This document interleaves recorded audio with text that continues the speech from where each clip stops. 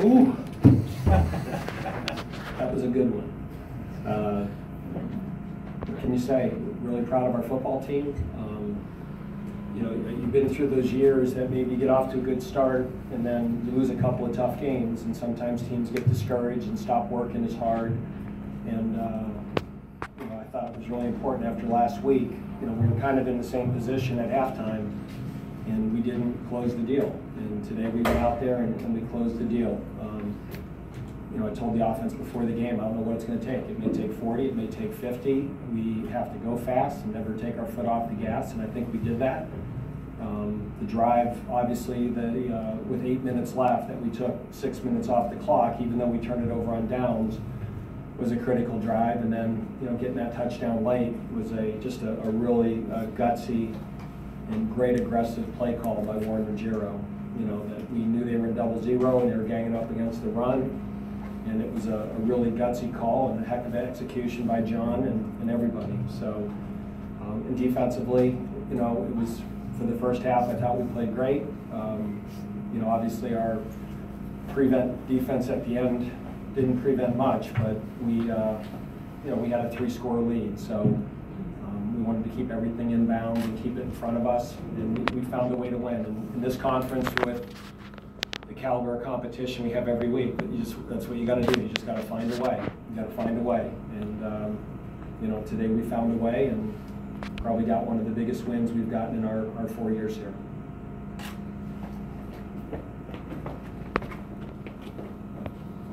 Dave, we talked Tuesday, and you talked Tuesday about putting together a full 60-minute effort without that break and that lull. Did you see any signs of that ever occurring today? No, I thought our kids were ready to go today. I mean, just the offensive execution. You know, I don't know how many yards we had, but I mean, it just, we never took our foot off the gas. We played with tempo, and I think we play best when we play that way. You know, defensively, he's a great player. Not a good player, he's a great player. And you can never, ever relax for a second with him. And I mean, you blitz him, and he runs for 80 yards. And you play zone, and he knifes the ball in there in tight coverage. And you get in the goal line, and you load up on him, and he pulls the ball and runs around everybody for a touchdown. So he's a special player, and you play him, you can't relax. And we didn't always play great, we didn't always execute, but part of that is a credit to him and how talented he is. Okay, you just answered half of my question. I was going to say, kind of compare and contrast the game John Wolford had today for you guys versus, you know, the Heisman Trophy winner that you're playing against today. So you just covered half of that, but talk a little bit about John and the challenge that he took on today. Yeah, I mean, we run different offenses, and we ask our quarterbacks to do different things, but John played flawlessly. I mean, that was a complete football game, and you know, he represents the very best of Wake Forest. He really does. He is a first-class young man. He works extremely hard. He's a great student. And I think John kind of exemplifies our whole program. That, you know, we struggled, but we kept working, we kept persevering, we kept getting better. And it's so rewarding to see him as a senior have this type of year and have this type of game. Coach, how important is the emergence of Greg Dortch been to this program and to this game? And then how worried were you in the second half about the play that ended up going through the back of the end zone? You know, you're worried until the trainer says he, you know, got the wind knocked out of him. And the impact he's had is we have a big play threat, Les, and that opens up everything. You know, it allows us to run the ball better. It allows us to throw the ball to the ex-receiver better. When you have a guy that people fear and they've got to do things to take away, it opens up everything else. And then if they don't do things to take him away, then obviously he's a big target in our offense. So whether it's the downfield passing game, whether it's the reverses, whether it's the screen game, you know, it's really nice when those plays hit for 30, 40, 60 yards and rather than 8 yards. And that's what he's given us. He's given us a consistent big play threat. You talked about the long drive in the fourth quarter that took a bunch of time off the clock. That was 10 Matt Colburn runs. When you're already down Cade and Arkeem, how important was it that he stayed in there and kept churning? So I did said a little prayer before the drive and asked God to try to keep him healthy. I'm not quite sure who we were going to put in there if he got hurt. So, Matt played really well. And the thing is that Matt had a great week of practice.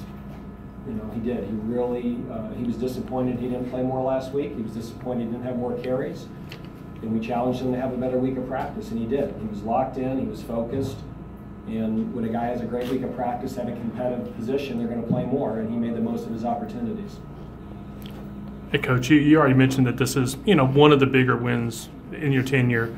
And I know it's in the heat of the moment. I hate to ask you to kind of rank them, but, you know, you stepped up and beat one of the ACC elites, and that was one thing that you had yet to do. Is this possibly the best win of your tenure at Wake? It's certainly up there. You know, every win when you get it, it feels like, you know, the bowl win last year was really satisfying. But,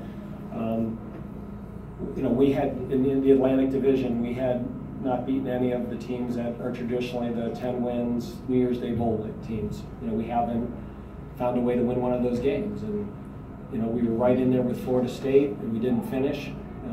Even Georgia Tech, who was a 9-win team a year ago, you know, those teams have been in the upper half of this league. And that was one of the goals this season, is to get a win against a team like that. And we told the team that we have to play based on who we are, not who other teams are. I always felt at times when we played, you know, teams that maybe weren't at the top, that we'd go in with a little more confidence than teams that were at the top.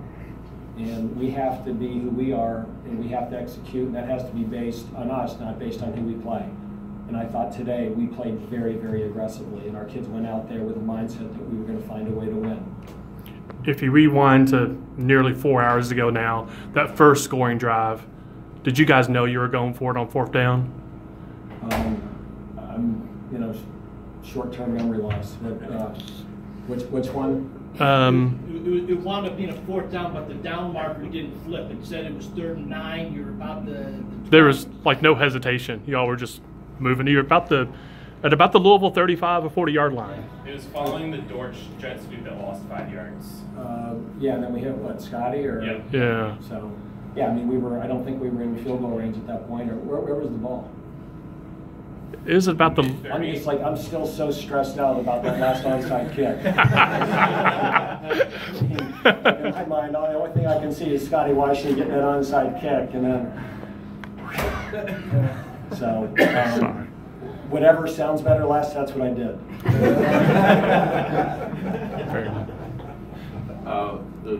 Unless the last kneel down affected it, it was 627 yards of total offense, 5 away from a program record. If I knew that, we'd have, you know, won a reverse in the last play. I'm sure our fan base would have liked that. You mentioned on Tuesday that you had never moved the ball against this team. Never. We've even last year. I mean, we have, I think, had the lead against these guys every year going in the 4th quarter, but it was always fluky.